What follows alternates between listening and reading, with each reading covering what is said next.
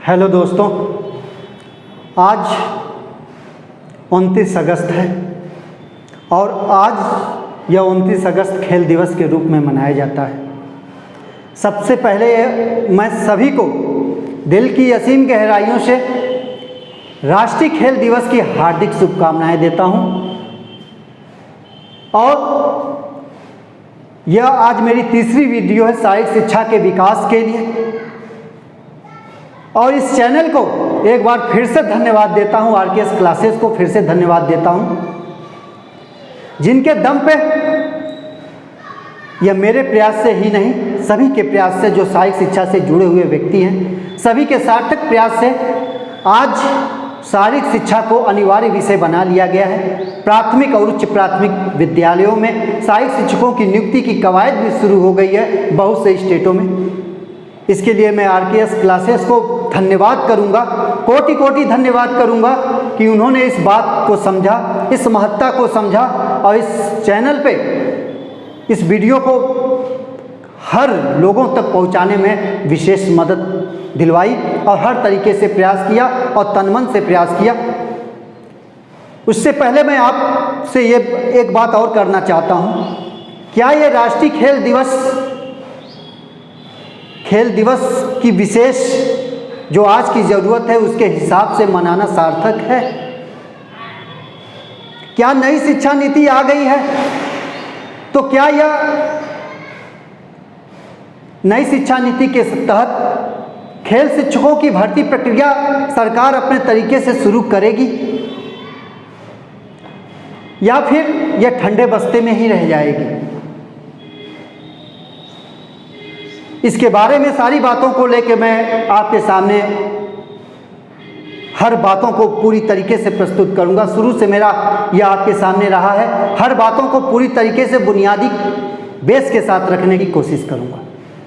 दोस्तों, इस खेल दिवस के दिन राष्ट्रपति के द्वारा ध्यानचंद पुरस्कार, राजीव गांधी पुरस्कार, अर्जुन पुरस्कार और द्रोणाचार्य पुरस्कार दिए जाते हैं। पहले इस पुरस्कार की राशि कई सालों तक एक ही थी, लेकिन इस साल इस राशि को भी बढ़ा दिया गया है। लेकिन सबसे बड़ा सवाल यह बनता है, क्या खेल दिवस के दिन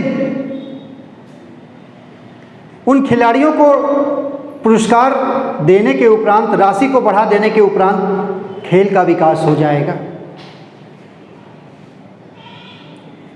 क्या प्रतिभाएं जो जमीनी स्तर पे खत्म होती चली जा रही हैं आर्थिक अभाव के कारण, क्या उन प्रतिभाओं को न्याय मिल पाएगा? क्या गरीब तबके के बच्चे जो ऊंचा उठना चाहते हैं लेकिन एक अच्छे कोच के ना मिल पाने की वजह से, एक अच्छे डायरेक्शन ना मिल पाने की वजह से उनका विकास वहीं का वहीं दबा रह जाता है और रोजी रोटी में ही उनकी ज़िंदगी खत्म हो जाती है? क्या उनके साथ न्याय मिल सकता है?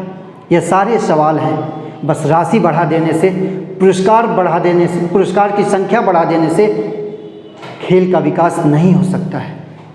यह शारीरिक शिक्षा प्राप्त डिग्री धारक कह सकता है और ये डंके की चोट पे कह सकता हूँ। इसके लिए मुझे किसी से कोई डर भी नहीं है और ना कभी इस विषय में किसी के सामने झुकने का भी डर है मुझे, क्योंकि हर बातों का जवाब रखता हूँ और हर बातों का जवाब दे सकता हूँ इस विषय के प्रति। उससे पहले मैं आपको बताना चाहता हूँ कुछ बिंदु जो मैंने बताया भी था कि क्या यह सही है खेल दिवस मनाना। पहला पॉइंट आपका है, यह खेल दिवस मनाना सार्थक है भारतवासियों के लिए? आप ही सोचिए किस प्रकार से सार्थक है। जहाँ के विद्यालयों में खेल शिक्षकों को रखने की कवायद अगर शुरू भी की जाती है तो हमारे स्टेट के जो सचिव लोग हैं उनको समझाना पड़ता है कि शारीरिक शिक्षा विषय क्या होती है, इनका उपयोग किस तरीके से होता है। सबसे बड़ी बात तो यह है कि 1 अरब से ऊपर जनसंख्या वाले देश में 70% लोगों को पता नहीं है कि यह शारीरिक शिक्षक किस लिए है। बहुत से लोगों को बस यही है कि फुटबॉल खेलना, हॉकी खेलना, क्रिकेट खेलना, वॉलीबॉल, बास्केटबॉल, रग्बी, बस इन्हीं तक इनकी क्षमताएं हैं, जो दुख का विषय है। अरे यह शारीरिक शिक्षक का उपयोग, दुर्भाग्य है इस देश का, सही ढंग से किया नहीं जा रहा है। वरना उन डॉक्टरों के साथ जो मरीजों को देखने में कोताही बरत रहे हैं, आकस्मिक छुट्टियों पे चले जा रहे हैं, घर से निकल नहीं रहे हैं, उनसे कदम से कदम मिला के या उनसे अच्छा डायरेक्शन दे के उन मरीजों को ठीक करने का दम रखते थे। और वह भी लास्ट स्टेज में नहीं, शुरुआती तौर पर उनको उस लायक बना देते कि उन डॉक्टरों के पास नंबर ऑनलाइन लगाने की ज़रूरत नहीं पड़ती और वह खुद अपने आप में एक मिनी डॉक्टर होते और परिवार को बेहतर ढंग से शिक्षा दे सकते, शारीरिक गतिविधियों और शारीरिक देखरेख की बातों को बता सकते। लेकिन बस शासन को हिंदी, गणित, विज्ञान, अंग्रेजी, उर्दू, भूगोल, इतिहास से फुर्सत ही नहीं रह गई है कि इस विषय की महत्ता को विशेष तवज्जो देते हुए जमीनी स्तर पे प्राथमिक और उच्च प्राथमिक विद्यालयों में नियुक्ति कर सके उन शारीरिक शिक्षकों का, जिससे गरीब तबके के लोग शारीरिक शिक्षा प्राप्त करें और उस शारीरिक शिक्षा प्राप्त करने के उपरांत वो अपने आप को सक्षम और सफल बना सके, रोग विहीन होकर। तो मेरा पहले कहने का मतलब यह खेल दिवस मनाना सार्थक नहीं है अपने भारतवर्ष में, क्योंकि ज़मीनी स्तर पे इसकी एक संकल्पना जीरो थी और जीरो आज भी है। दूसरा आपका है, क्या अपना देश खेल दिवस मनाने का हकदार है? इस बात से ही पता चल जा रहा है। बस खेल के प्रति कुछ बजट बढ़ा देने से, खेल पुरस्कार में कुछ राशि बढ़ा देने से कोई देश खेल के प्रति डंका नहीं पीट सकता है कि हम खेलों में अब महाशक्तियों में शामिल हो गए हैं। अमेरिका, चीन, जापान जैसी खेल प्रतिभागियों की तरह हम भी अब सक्षम हो गए हैं, ऐसा नहीं है। तीसरा आपका है, क्या अपने देश के नेता खेल कूद के प्रति जागरूक हैं? इसके लिए तो मैं 101% कहूँगा नहीं है, बिल्कुल नहीं है। अगर रहते तो इस कोरोना महामारी में इन शिक्षकों की कवायद अब तक शुरू हो गई होती, जबकि शिक्षा नीति आ चुकी है, सहायक शिक्षा को अनिवार्य विषय बना दिया गया है। वह सहायक शिक्षक योग भी कराएंगे और स्वास्थ्य संबंधित गतिविधियों और स्वास्थ्य की देखभाल संबंधित बातों को भी बताएंगे। उनका काम बस ये नहीं है कि खेलकूद कराना, उनका काम यह भी है स्वास्थ्य की बेहतर ढंग से देखभाल करने की बातों को बताना, रोग से बचाने तक की बातों को बताना। लेकिन नेता लोग गंभीर नहीं हैं और दुर्भाग्य इस बात का भी है कि उन सचिवों का भी, कि उन्हें भी इस बात की गंभीरता नहीं पता है कि किस प्रकार से गंभीर होकर इन शिक्षकों को, इन प्रशिक्षुओं को, शारीरिक प्रशिक्षुओं को इन विद्यालयों में समायोजित किया जाए। मैं कहना चाहता हूं आप सभी से, अब हर स्टेट के मुख्यमंत्री जो हैं, अब होड़ सी मच जाएगी। जो पढ़ा लिखा सीएम होगा वह शारीरिक शिक्षा विषय को लागू करेगा और उसको बुनियादी लेवल पर समाज के अन्य लोगों को लाभ पहुंचाएगा, क्योंकि शिक्षा नीति आ चुकी है, उसमें प्रमुखता से शारीरिक शिक्षा विषय को अनिवार्य विषय बनाया गया है। लेकिन उसके पहले मैं भारत सरकार से एक निवेदन करना चाहता हूं कि जो हर स्टेट के सचिव लोग हैं उनको एक हफ्ते की ट्रेनिंग पे भेजा जाए, जो शिक्षा के सचिव हैं, क्योंकि बड़ी दुर्गति होती है उन लोगों के सामने जाने के बाद। क से शुरू करना पड़ता है शारीरिक शिक्षा के बारे में बताना। उनको भेजा जाए और इसकी महत्ता क्या होती है, किस प्रकार से यह उपयोगी है समाज के हित के लिए, यह बताया जाए। अब वो दौर खत्म हो चुका है, उन नेताओं का दौर खत्म हो चुका है जो कहते रहते हैं जब भी कोई त्रासदी होती है, जब भी कोई महामारी होती है, कि हम MBBS की सीटें बढ़ाने जा रहे हैं, हम हर ज़िले में मेडिकल कॉलेज खुलवाएंगे, हम हर तरीके से चिकित्सा की सुविधाएं उपलब्ध करवाएंगे। क्या मतलब ये सब करने का? आप बाल्यावस्था से ही उन बच्चों को इस प्रकार से शिक्षित करिए, उस प्रकार से जानकारी दीजिए रोग मुक्त कैसे रहा जाए और किस प्रकार से अपनी देखभाल खुद की जाए। यह भगवान की दी हुई मानवीय शरीर को जब शुरुआत में नहीं देखभाल की जाएगी तो क्या खाक यह अंग्रेजी दवाओं से ठीक होगा व्यक्ति? तिल तिल के मरने से अच्छा है अपने आप को शुरुआत से ही बेहतर ढंग से रखा जाए और संपूर्ण रूप से स्वस्थ रहा जाए और पूरी तरीके से स्वस्थ रहा जाए। जीवन काल भी बढ़ेगा और व्यक्ति की मानवीय सोच और देश की उन्नति के प्रति विशेष रुचि आएगी। मैंने आपसे पहले भी कहा है, एक रोगी आईएएस बनने से अच्छा एक स्वस्थ चपरासी बनना बेहतर है। और आज भी कहता हूँ, अगर स्वस्थ आप हैं तो दुनिया की हर खुशी को बेहतर ढंग से जिएंगे। अगर आप स्वस्थ नहीं हैं तो दुनिया की विशेष दौलत लेने के बावजूद भी आप कुंठित तरीके से उस स्वस्थ आदमी के सामने गरीब क्या है, एक प्रकार से निकम्मे के समान है। तो आज की ज़रूरत है शारीरिक शिक्षा और यह भी ज़रूरत है कि इसको प्राथमिक और उच्च प्राथमिक विद्यालय में जल्द से जल्द लागू किया जाए। और वह दौर भी अब खत्म हो चुका है कि कुछ वेतन के आधार पर, संविदा के आधार पर सब कुछ खत्म हो चुका है। इनको अस्थायी नियुक्ति दीजिए। आपने देख लिया और शिक्षकों की प्रतिभाएं, उसके बावजूद भी विद्यालय में छात्र नहीं है। क्या मतलब? क्या मतलब कोर्ट से लेके सुप्रीम कोर्ट तक लड़ने की, जब विद्यालय में बच्चे ही नहीं दिख रहे हैं? एक मौका दीजिए, विद्यालय भी सुधर जाएगा और वह शिक्षक भी सुधर जाएंगे, साथ ही साथ शिक्षा भी सुधर जाएगी, जो आज की ज़रूरत है।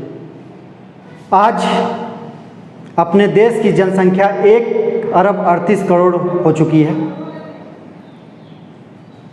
मैं उस जनता से यह पूछना चाहता हूँ, साथ ही साथ माननीय पीएम महोदय से भी मैं यह पूछना चाहता हूँ कि इस कोरोना काल में किस प्रकार के लोगों की ज़रूरत ज़्यादा है?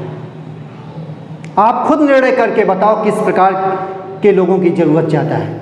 या उन लोगों की ज़्यादा है जिन्हें 6 महीने से बैठा के करोड़ों रुपए दिए जाते हैं वेतन के नाम पे, या उन डॉक्टरों की ज़रूरत ज़्यादा है जिनकी संख्या बढ़ाए जाए लेकिन तब भी पर्याप्त नहीं हो पा रही है,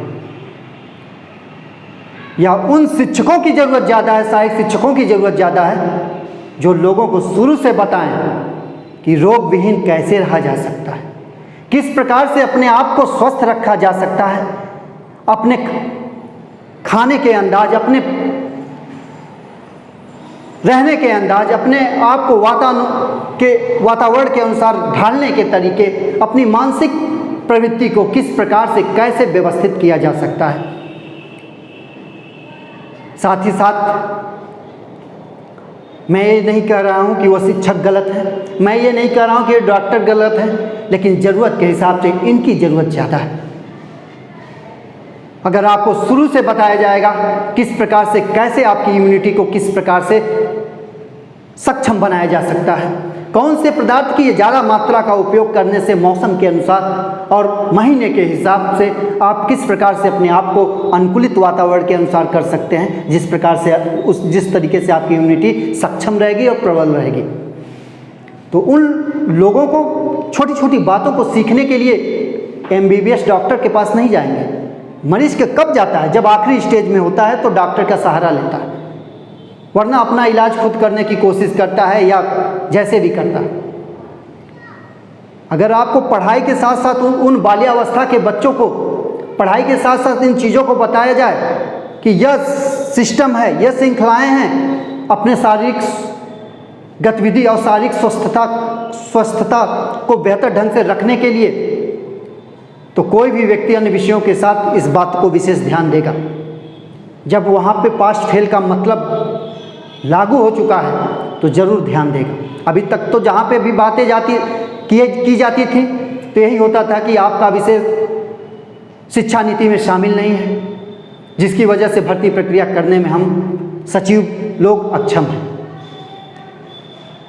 लेकिन अब तो दस्तूर भी बन चुका है, सारी गतिविधियाँ पेपर में आ चुकी हैं और आज की ज़रूरत भी चिल्ला रही है कि विद्यालयों में अब जो नई पीढ़ी आने जा रही है, लगभग ना जाने लाख से ऊपर लोग मर चुके हैं, अब ऐसी त्रासदी आने वाले सालों में न देखनी पड़े,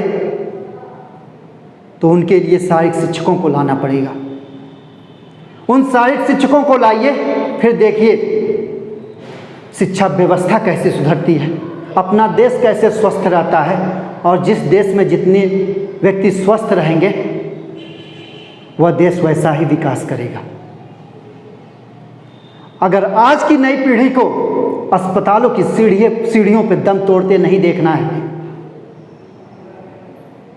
तो उन सहायक शिक्षकों को लाना होगा, ताकि सही ढंग से, सही रूप से और बेहतर तरीके से उनके उज्जवल भविष्य को आगे ले जा सकें और नई दिशा और नए भारत में प्रवेश कर सकें।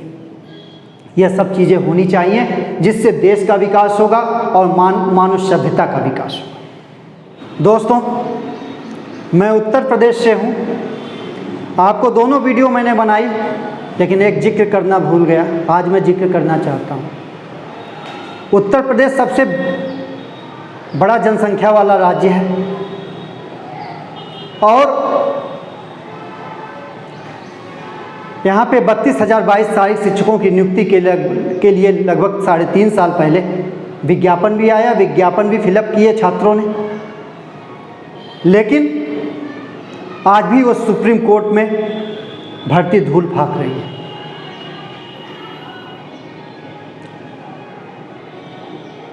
आखिर क्यों? यह भी एक सोच का विषय है, क्योंकि वो पिछली सरकार के द्वारा दी गई भर्ती है, या आखिर कारण क्या है? हम मानते हैं अगर उसमें खामियां हैं तो आप अपने तरीके से उस भर्ती को निकालिए, अपने तरीके से करिए। अगर जिस तरीके से करना चाहते हैं उस तरीके से करिए। हम जैसे शारीरिक शिक्षक प्रशिक्षु हर पैटर्न में तैयार हैं, लेकिन किसी के भविष्य को लेके, किसी के सम्मान को लेके उसके साल को बर्बाद करना, उसकी इच्छाओं को कमज़ोर करना, यह सार्थक नहीं है। मैं माननीय सीएम महोदय से यह भी कहना चाहता हूं, जब नई शिक्षा नीति में यह सहायक शिक्षा विषय शामिल हो चुका है तो अब समय भी आ चुका है। आप जिस तरीके से परीक्षा कराना चाहते हैं, जिस तरीके से उसको पूर्ण कराना चाहते हैं 32,022 सहायक शिक्षकों की भर्ती, उस तरीके से करा लें, ताकि इतने बड़े राज्य को एक सम्मान मिले। जब 370 हट सकता है, मंदिर, विवादित मंदिर सम्मानपूर्वक बन सकता है और बहुत से न्याय हो सकते हैं, तो एक अलग क्यों नहीं जग सकती है सहायक शिक्षा की, कि पूरा देश स्वस्थ हो सकता है। यह होना चाहिए, देश के सम्मान के लिए होना चाहिए और देश के विकास के लिए होना चाहिए, जो आज की ज़रूरत है। दोस्तों, आज की वीडियो इतना ही। लंबे समय बाद आया हूँ, सहायक शिक्षा से जुड़ा हुआ व्यक्ति हूँ, सहायक शिक्षा से प्यार है, खेलों से प्यार है, तो इसलिए इन बातों को रखने का मन किया, साथ ही साथ दिल में प्रबल इच्छा भी जागृत हुई, क्योंकि राज्यों में अब होने जा रही हैं, बहुत से राज्यों ने शुरू भी कर दी है, शारीरिक एवं स्वास्थ्य शिक्षक की भर्ती प्रक्रिया के नियम और कानून बनाना शुरू भी कर दिए। मेरा विशेष रूप से सभी राज्यों से निवेदन है, विशेष रूप से आग्रह है भारत के पीएम महोदय जी से भी, कि यह शारीरिक एवं स्वास्थ्य शिक्षकों की नियुक्ति प्रक्रिया हर प्रदेशों में लागू हो। ये नहीं है कि कुछ प्रदेश जो खेलों को विशेष तवज्जो देते हैं वहाँ पे ही वो लागू हो, हर प्रदेशों में लागू हो। जिस प्रकार से बीएड बीटीसी की भर्ती प्रक्रिया हर साल की जाती है, वैसे इनकी भी भर्ती प्रक्रिया जिस बेस पे करना चाहें, जिस परीक्षा के तहत करना चाहें, वह परीक्षा लेके करें। और एक आग्रह ये भी कहता हूँ उन सचिवों से भी कि अगर इसके बारे में इन बारीकियों के बारे में जानकारी ना हो तो विशेष रूप से ट्रेनिंग लें, और उन सचिवों को ट्रेनिंग देने के लिए हम जैसे युवा शारीरिक प्रशिक्षु हर वक्त तैयार हैं। ठीक, यह आवश्यक है, क्योंकि दुख होता है जब उन लोगों के पास जाया जाता है, वो अपनी इस बारे में जब पूछते हैं खुद हम ही लोगों से, तो हमें दुख होता है। अब यह नहीं सुनना है, इसके बारे में विशेष ट्रेनिंग लेके इसकी भर्ती प्रक्रिया करनी चाहिए, जो आज की ज़रूरत है। रही बात मेरी, उच्च डिग्री लिया हूँ, और ये नहीं है कि इस भर्ती में ही मेरा कल्याण होगा, हम कुछ ना कुछ अपना अच्छा कर ही लेंगे, लेकिन मैं उन स्वार्थी लोगों में से नहीं हूँ कि उच्च पद पे आसीन होकर जिस विषय की गुणवत्ता से पूरे समाज में विकास हो सकता है, समाज स्वस्थ हो सकता है, समाज को एक दिशा मिल सकती है, एक स्वस्थ समाज ही देश का उच्च विकास कर सकता है, उस विषय की महत्ता को जन जन तक, उन लोगों तक ना पहुंचाएं। बस अपने परिवार, अपने लोगों तक ही उस बात को सीमित कर दें। हम उनमें से नहीं हैं। हम इसको बेसिक लेवल पे चाहते हैं कि सभी लोग जानें और इसकी गुणवत्ता से पूरे देश का विकास हो, इसलिए हम हमेशा तत्पर रहते हैं। आखिर में मैं आपसे एक और निवेदन करना चाहता हूँ। यह लंबी वीडियो बनी हुई है आरकेएस क्लासेस के चैनल पे। यह आरकेएस क्लासेस हर वक्त मेरी इस प्रक्रिया के लिए तैयार रहता है, ऐसी वीडियो बनाने के लिए। वह इसलिए नहीं कि उस चैनल का नाम पूरे देश में फैलाना, इसलिए नहीं, बल्कि इसलिए कि यह देश के सम्मान की बात है। जिस प्रकार अपना तिरंगा अपने देश के सम्मान के लिए है, उस प्रकार शारीरिक शिक्षा विषय अब इस देश के उज्जवल भविष्य को सकारात्मक रूप देने के लिए है, एक स्वस्थ रूप देने के लिए है। तो इस चैनल को ज़्यादा से ज़्यादा शेयर करें, सब्सक्राइब करें, जो एक शारीरिक प्रशिक्षुओं का विशेष कर्तव्य बनता है और खेल से जुड़े हुए हर व्यक्ति का विशेष कर्तव्य बनता है।